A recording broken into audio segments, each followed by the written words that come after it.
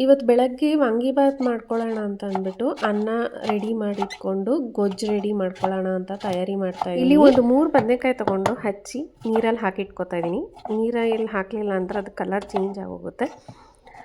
ಆಮೇಲೆ ಒಂದು 2 medium size ಟೊಮೆಟೊನ ಹಚ್ಚಿ ಇಟ್ಕೊತಾ ಇದ್ದೀನಿ. ಇವಾಗ ಅದನ್ನು ಒಗ್ಗರಣೆಗೆ ಮಾಡ್ಕೊಳ್ಳೋಣ, ಗೊಜ್ಜು ರೆಡಿ ಮಾಡ್ಕೊಂಬಿಡೋಣ ಅಂತ ಅಂದ್ಬಿಟ್ಟು ಸ್ಟವ್ ಮೇಲೆ ಒಂದು ಕಡಾಯಲ್ಲಿ ಎಣ್ಣೆ ಮತ್ತು ಸಾಸಿವೆ ಕಡಲೆಬೇಳೆ ಹಾಕ್ಕೊಂಡು ಸ್ವಲ್ಪ ಕಲರ್ ಚೇಂಜ್ ಆಗೋವರೆಗೂ ಹುರ್ಕೋಬೇಕು. ಆಮೇಲೆ ಒಣಮೆಣ್ಸಿನ್ಕಾಯಿ ಒಂದು 4 ಹಾಕ್ಕೊಂಡು ಕರಿಬೇವಿನ ಸೊಪ್ಪು ಹಾಕಿ ಆಮೇಲೆ ನೀರಲ್ಲಿ ಹಾಕಿದ್ದಲ್ಲ ಬದನೆಕಾಯಿ ಅದನ್ನೇ ಹಾಕ್ಕೋಬೇಕು. ಹುಷಾರಾಗಿರಿ, ನೀರಿನ ತೆಗೆದು ಬಾಣಲಿನಲ್ಲಿ ಹಾಕಿದಾಗ ಎಣ್ಣೆ ಸಿಡಿಯುತ್ತೆ, ಅದಕ್ಕೆ ಮುಖ ಸ್ವಲ್ಪ ದೂರ ಇಟ್ಕೊಳ್ಳಿ. ಈಗ ಬದನೆಕಾಯಿನ ಚೆನ್ನಾಗಿ ಫ್ರೈ ಮಾಡ್ಕೊಳ್ಬೇಕು. ಅದು ಸ್ವಲ್ಪ ಸಾಫ್ಟ್ ಆಗೋವರೆಗೂ ಚೆನ್ನಾಗಿ ಫ್ರೈ ಮಾಡಿಕೊಂಡು ಅದ್ರ ಜೊತೆನೇ ಸ್ವಲ್ಪ ಹಚ್ಚಿಟ್ಕೊಂಡಿದ್ದೀವಿ ಟೊಮೆಟೊ ಕೂಡ ಹಾಕ್ಕೊಂಡು ಎಲ್ಲನೂ ಒಂದೇ ಸತಿ ಮೆತ್ತಗೆ ಆಗೋವರೆಗೂ ಚೆನ್ನಾಗಿ ಬೇಯಿಸ್ಕೋಬೇಕು.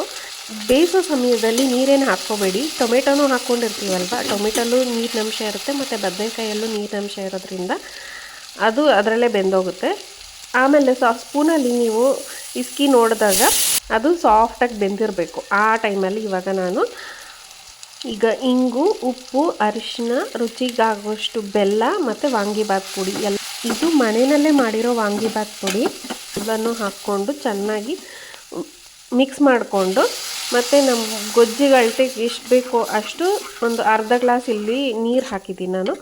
ಅದನ್ನು ಹಾಕ್ಕೊಂಡು ಚೆನ್ನಾಗಿ ಮಿಕ್ಸ್ ಮಾಡ್ಕೊಳ್ಳಿ. ಅದು ಸ್ವಲ್ಪ ಕುದೀತಾ ಗಟ್ಟಿ ಬಂದ್ಬಿಡುತ್ತೆ ಗೊಜ್ಜು.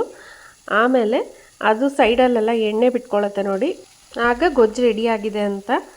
ಲಾಸ್ಟಲ್ಲಿ ಸಣ್ಣಗೆ ಹಚ್ಚಿರೋ ಕೊತ್ತಂಬರಿ ಸೊಪ್ಪು ಹಾಕ್ಕೊಂಡು ಮಿಕ್ಸ್ ಮಾಡಿಕೊಂಡು ಸ್ಟವ್ ಆಫ್ ಮಾಡಿಕೊಂಡ್ರೆ ವಾಂಗಿಬಾತ್ ಗೊಜ್ಜು ರೆಡಿಯಾಗೋಗುತ್ತೆ. ಸೂಪರಾಗಿರುತ್ತೆ. ನಾನಿಲ್ಲಿ ಹುಣಸೆಹಣ್ಣೆಲ್ಲ ಏನೂ ಹಾಕಿಲ್ಲ, ಆದ್ರೂ ಅಷ್ಟೇ ರುಚಿಯಾಗಿರುತ್ತೆ. ಬಿಸಿ ಬಿಸಿ ಅನ್ನಕ್ಕೆ ಮಿಕ್ಸ್ ಮಾಡಿಕೊಂಡು ತಿಂದರೆ ತುಂಬಾ ಚೆನ್ನಾಗಿರುತ್ತೆ. ಖಂಡಿತ ಟ್ರೈ ಮಾಡಿ. ರೆಸಿಪಿ ಇಷ್ಟ ಆಗಿದ್ದಲ್ಲಿ ಲೈಕ್, ಶೇರ್ ಮತ್ತು ಸಬ್ಸ್ಕ್ರೈಬ್ ಆಗೋದು ಮಾತ್ರ ಮರಿಬೇಡಿ.